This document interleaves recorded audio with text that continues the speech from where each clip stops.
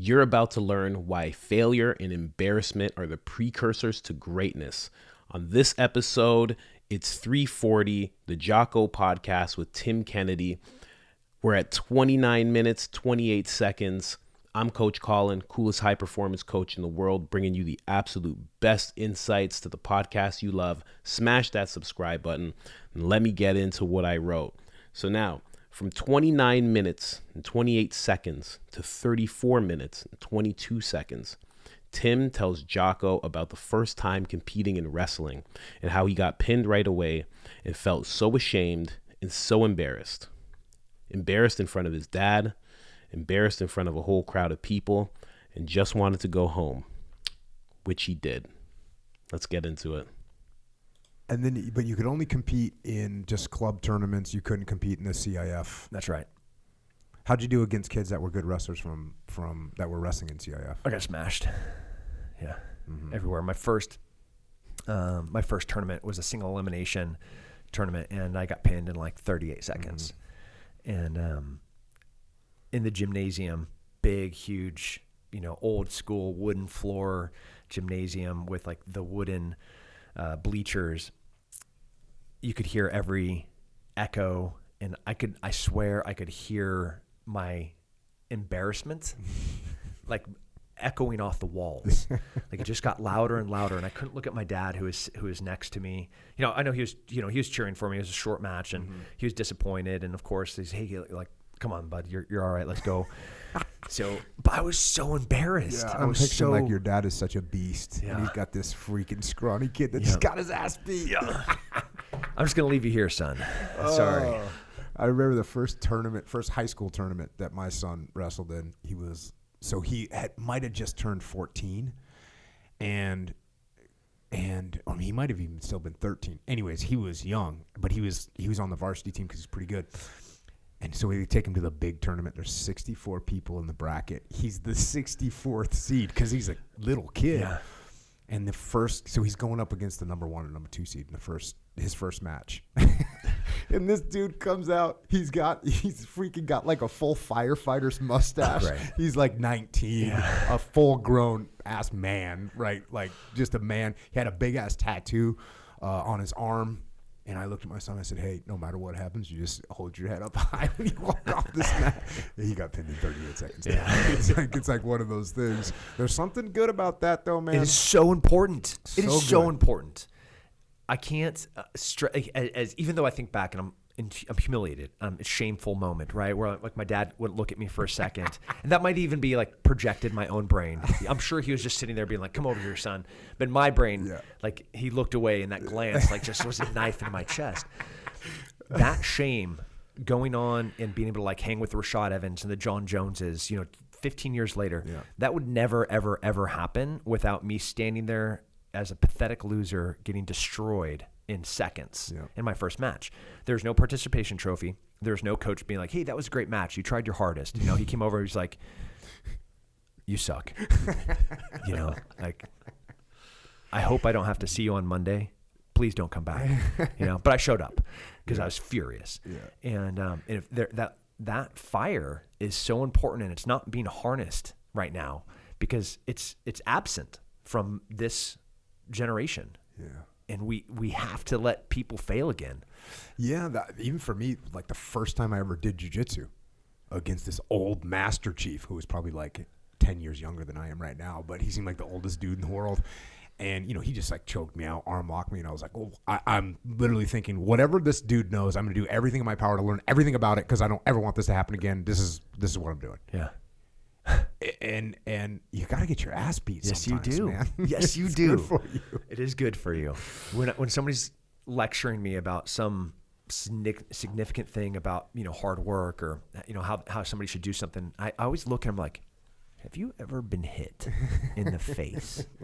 Have you ever had your ass beat? Have you ever lost so bad you felt like you couldn't breathe? And they're trying to impart some wisdom like, I can't listen to you. Yeah. And there's nothing else you can say. And then there's a dividing line too, because some people, when they feel that, they just want to avoid that thing forever for the rest of their life.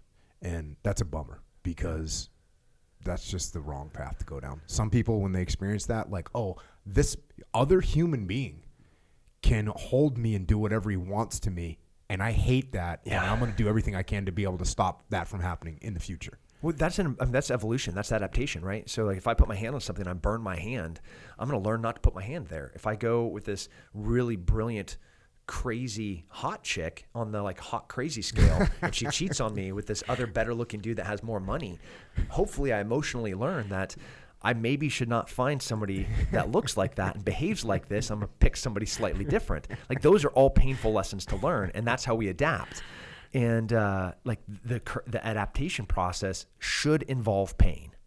Pain is the thing that fuels the change. I'm going to fast forward a So true. It is oh man, it's so true. So true. Right down to that. I can relate to that crazy girl scenario that he laid out there twice. It's terrible, but man, it's definitely an eye-opening thing. And I know we all kind of know that at our core, but you know, we forget as we go through it. Like you hear it right now as they're saying it and you're like, yeah, of course. But when we go through it, that's when we forget, because now it's us and now it hurts and now it sucks, you know? So I just, I started writing out the insights that I want to kind of go through, and I'm just going to lay out the insights. So I'm just going to read it like Jocko does. It's Jocko Willink, 340, the insights. Without that loss, without that embarrassment, without that hurt, he would have never been standing, holding his own with the John Joneses, the Rashad Evans, and many other beasts that we've all seen dominate in the octagon. The loss was the precursor to him being strong. The weakness in him realizing he was weak and him realizing that he needed to get better is what pushed him to the upper echelons of the MMA world. Pain, embarrassments, loss are all prerequisites to greatness. So I invite you to not look at your losses, your pain, your embarrassment as things you should hold your head in shame about, but as courses, as lessons, as needed learning in order to become better. They were all necessary to mold you into the person that you're meant to become. I've said it before, and I'll say it again. This life and all of its trials and tribulations are nothing but a training ground for us to go through to become the highest version of ourselves.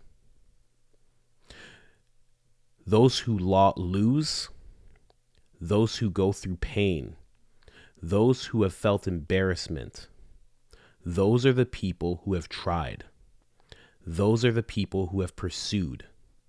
And those are the people that will achieve. Weakness turns to strength. Embarrassment turns to confidence. Pain turns to joy. And loss turns to victory. The only thing asked of you through all of this is not to give up.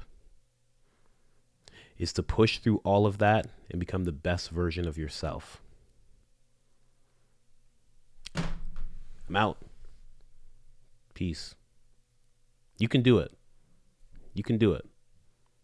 Whatever you've been through, don't think of it as that's where it ends. Like David Goggins says, that's just an attempt. Right? Tim got pinned. That was just an attempt. He came back. He came back. He came back furious. Whatever you've gone through, come back at life furious. Not in a blind rage, but in a focused rage. Understand what you need to improve in and improve in it. You have all the capabilities. You have all the power to do so. You just got to believe in yourself, and you got to not give up. It sucks. Embarrassment, loss, humiliation, they all suck. But just know that when you're going through that, you're learning something valuable. You're internalizing something valuable. But you have to use it after. There's a big difference between getting fed up and giving up, right? When you get fed up, you tackle life. When you give up, life tackles you. I'm out.